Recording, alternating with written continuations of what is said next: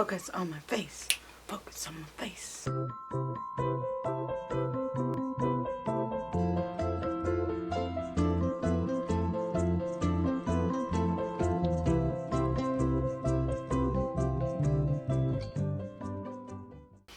Hello, welcome back to my channel. So I'm gonna really try hard not to look at the viewfinder in this video because editing Nicole really hated that. Yeah, let's get right into it because I read a lot of books. So I'm going to do the wrap up of May and June together. I really didn't read much during the month of May because I had a lot going on personally, and it was like the last few weeks of my classes, and it's like it was the semester before my residency, which is this semester, so this semester is going to be pretty rough. I hope I can get a lot of reading done, but I don't have really high hopes. So at the beginning of May, I read King's Cage, immediately followed by War Storm by Victoria Aveyard, because I actually went to her signing on the 8th for her newest book, Broken Throne, which I have not read yet. It is on my TBR, and I'm going to get to it ASAP. I was actually very impressed with myself because I read these 2 chunkers in like one weekend, so like, I don't know, within 3 days. I bounced between the audiobook and the physical book just so I can like get them done before I went to the signing because I was determined to read them all before the signing. I would like to add that the audiobooks for these are fantastic.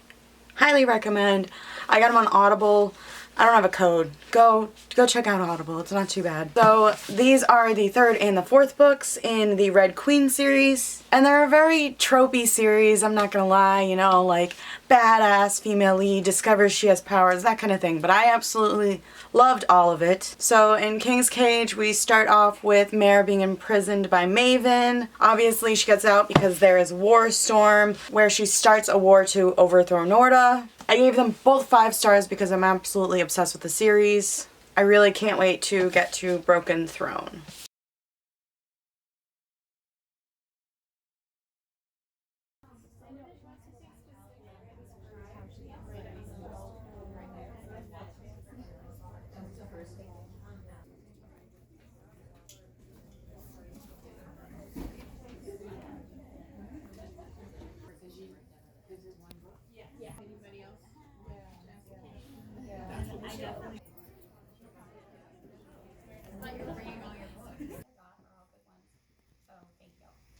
The first one is sort of about the publishing journey. Someone's asking what's it like getting, because I have one and I've never experienced the other side of it. But I can say, and luckily my agent is here with us tonight. She drove 4 hours from New York City to be here, so I think that's pretty wild. She is the reason that this book has found an audience, was ever published by a publisher. I got super lucky when my manuscript landed with her. The way that it ended up with her is a little bit not traditional in terms of the usual way you would get a manuscript in front of an agent. Usually you query. They have things on their website that say, here are the manuscripts I'm looking for, here's the kind of stories I like, here's what I'm open to representing. And then hopefully you have a manuscript that fits that, or this is an agent you want to work with. You can send them a query letter, which is basically, here's what my story is, are you interested? And they can say yes and ask for a couple of pages, or they can say no and you move on down the road and try another agent. So that, I think, is a little bit about the publishing process as it comes to agents, and then from then on it's a lot of business and stuff that I had no idea what I was doing. But luckily I had Susie, my agent, to sort of hold my hand through it all. Was it hard to part ways with the characters that have died in the series? And the answer is no. I mean, there are definitely characters who you miss and you think, oh, it would have been fun to have them in this scene, or how would they have reacted, but for the most part, I try to kill off characters who need to be killed off and serve a greater function in the story. If you are regretting killing somebody, usually you've made a mistake. That's my thought process on that. Or you're killing them in a way that doesn't work. There's a lot of talk about killing, I'm so sorry. One other thing I have noticed that we're going to be doing at these is I'm going to try as much as possible to talk around spoilers for the series. So while some of you have finished all 4 books and have maybe started reading the 5th short stories collection, some of you guys might be on the 2nd book or the 1st book. So I'm going to try really, really hard not to give any spoilers, and would really appreciate it if you guys also like whispered if you were talking about something. I like to play with you guys. It's quite fun for me. In that same vein, this next question is, how do you write a lovable villain? And I'm not sure if lovable is the right word. But I think what they're getting at is, how do you write a villain that author or that audiences can empathize with and understand? Because that makes it that much more compelling. It's, you know, fine if you have a mustache twirling villain who's left the damsel on the train tracks and they don't really have a reason for what they're doing. They're just like, I'm evil. And you're like, okay. But if they have a reason, if they feel like what they are doing is the right thing, either for themselves or their family, if they have a motivation, they have something they care about, it makes it that much more bittersweet too, because your audience kind of roots for them. And I think there are, at least in this series, I have readers who definitely root for villains. And I totally understand, don't worry.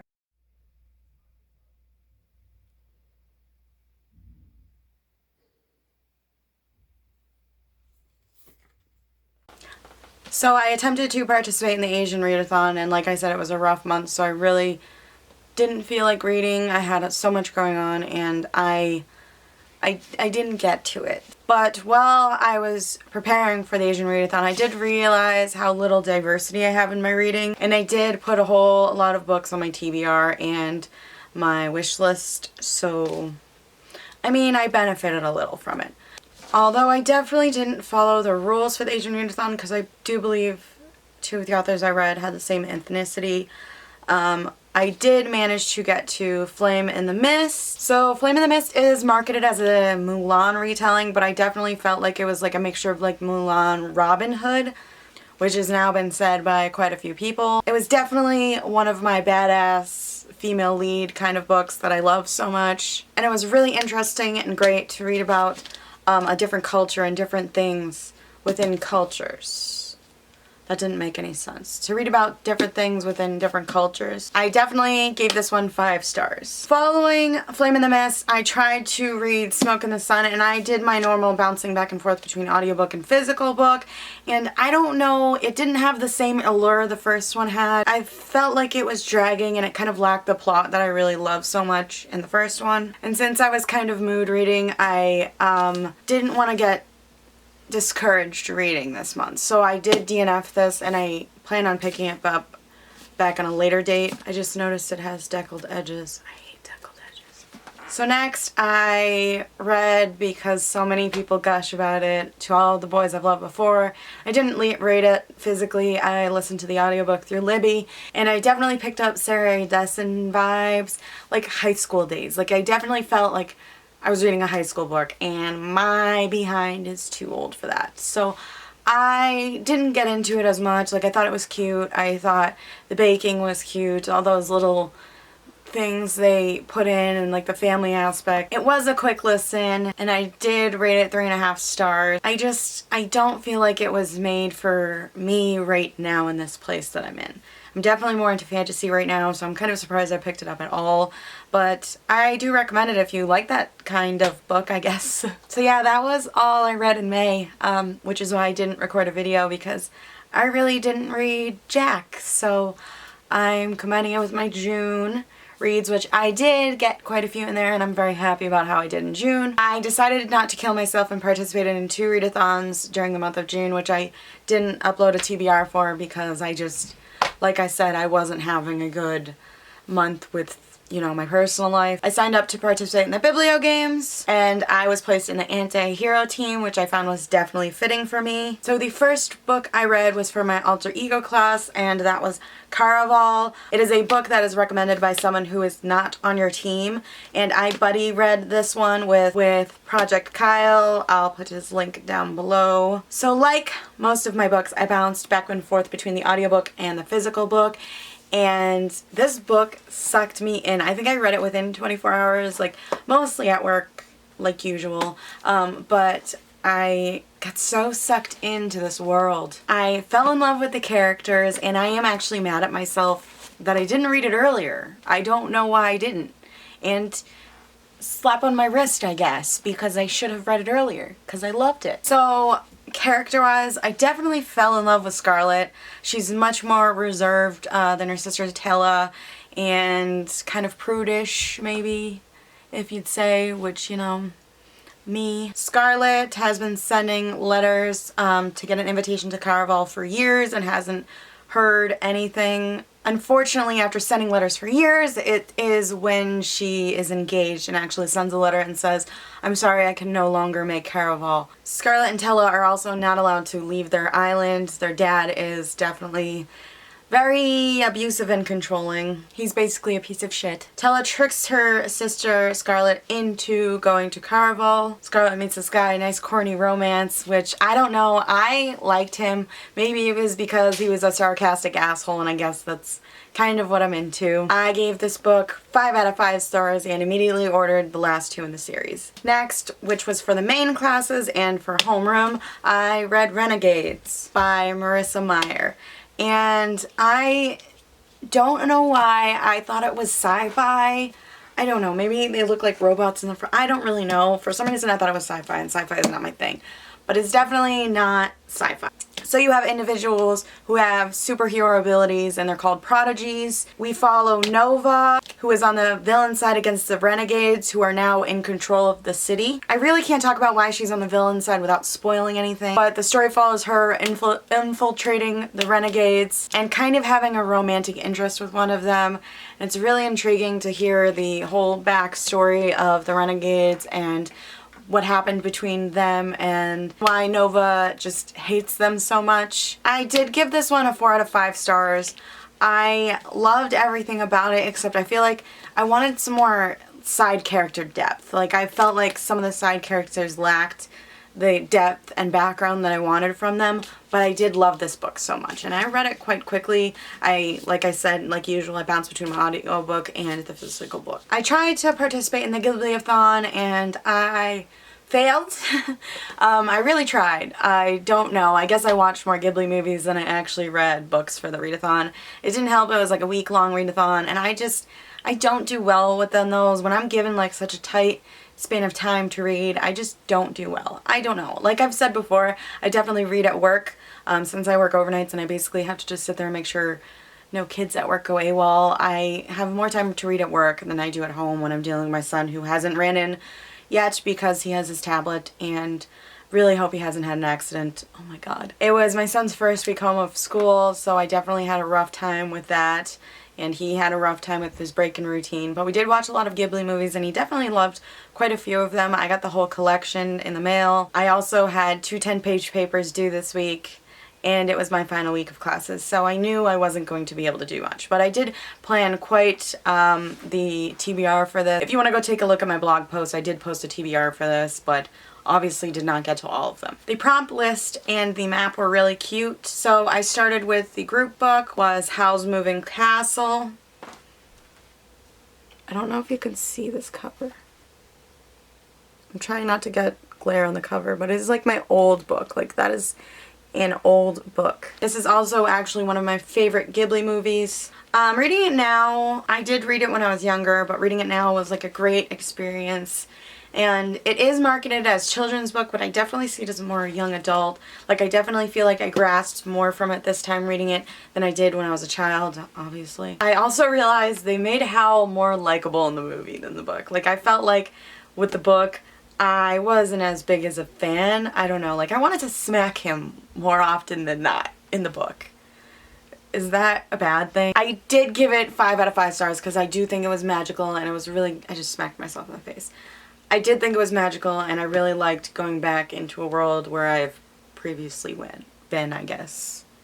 I don't know. What is this video? So I attempted to combine TBRs, but I found I couldn't get through some of the other books right now. It's just like the slump I'm in, and if I keep mood reading and reading what I feel like I want to read and DNFing books, I'm getting through them faster and better. So I am just going to keep going in that route. So I skipped several prompts in the Ghibliathon to get to My Neighbor Yamada, which is an anthology, which also worked with the Bibliogames for Witty Banter 101, and I listened to the audiobook of I Hate My Selfie by Shane Dawson, and I highly recommend it. Oh my, if you want to laugh, listen to the audiobook. He narrates it, and it's like his stories of growing up and the experiences he's been through, and they're hilarious and so relatable. I highly recommend. I gave this one 4 stars because I actually read his newer one before I read this one, and I preferred that one, so I kind of was comparing them, I guess. That's all I got to for the Ghibliathon, so kind of fail. It was a really cute readathon, and I'm really upset I didn't get to fully participate in it, and I slacked and didn't get to all the books I wanted to get to. As for the Bibliogames, by this point I kind of didn't want to follow the prompts anymore. I kind of wanted to pleasure read and listen to things that I wanted to listen to, because part of the Bibliogames as well was the page count, which is what mattered. And I am notorious for reading very long books, so I did so. At this point, I listened to Heartless by Marissa Meyer, and it was cute. I don't know. At the same time I was listening to Heartless, I read Ruby, the manga, on my Kindle, and I was reading Sadie, which was a library book that I had to finish. I gave Ruby 3 stars. It didn't have a plot. It was basically character building and introducing you to the character, which is to be expected. And like it's a large manga series, so I wasn't expecting much plot, but I did give it 3 stars, so we'll see what I give the next one. I did get the next one on my Kindle. I definitely thought the characters were very cute, and I am very excited to continue. So I finished Heartless next, and this fit the moral ambiguity, I can't speak today, the moral ambiguity class, oh my god, I can't speak, for a trashy YA book. I couldn't bring myself to read Twilight again like many others read, so I literally looked up a list on Google and this was on there, and I said, okay, hey, I have the Audible version, I'm going to listen to it. I mean, it did give me like Twilight vibes, if that makes sense.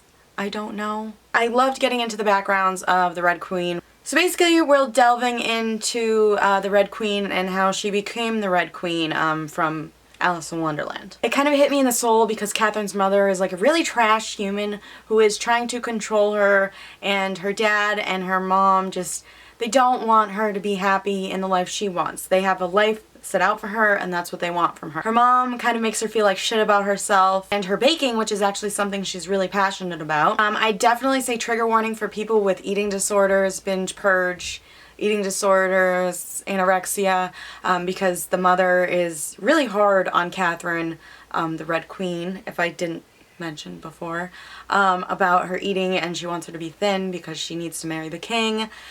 So she needs to be thin. So I haven't seen a lot of trigger warnings, but as someone who's had problems with binge purge, eating disorders, it definitely got me a little bit. So I do want to put that out there. It's kind of a love at first sight romance, which I'm not a fan of. I like the guy to be an asshole and the girl to fall in love with the asshole, I guess. And I just couldn't imagine a woman changing her entire self over a guy. Like, if you read it, you understand. I just don't understand. I did give it 3.5 stars because I did enjoy kind of reading about her downward spiral. But like I said, over a guy, girl. I finished Sadie, which I did return to the library. It was kind of another throw the book on the ground and go, oh, what the fuck ending for me. I read the book because I couldn't get it on Libby, although I did hear from quite a few people that it was really good in audiobook format because it is narrated like a podcast, like half of the book is, which sounds really cool, and I'm quite sure I would have enjoyed it much more. So we follow a podcast which is investigating the disappearance of Sadie and the death of her sister Maddie. We're also following Sadie in her perspective. Now, Sadie is kind of a badass. She goes after her sister's murderer for revenge because she knows who it is. She sort of has lost hope in life and doesn't actually care if she'll make it or not. And you can definitely feel that sorrow within her as a character. And she basically just won't give up until she gets her revenge. And then afterwards, she doesn't care what happens to her. Now, the podcast kind of tries to find Sadie and is desperate to find her, and the guy who's running the podcast, which I can't remember his name right now, is just, he feels terrible for what has happened to the family and he must find Sadie. I gave this one a 3.5 stars, which I know I am probably the minority. The ending just left me so unsatisfied, and like, I would have been happy either way it ends. I just wanted some sort of closure, and I did not get that, and that was depressing for me. So I think that's why I gave it 3.5 stars. Everything else I loved about it.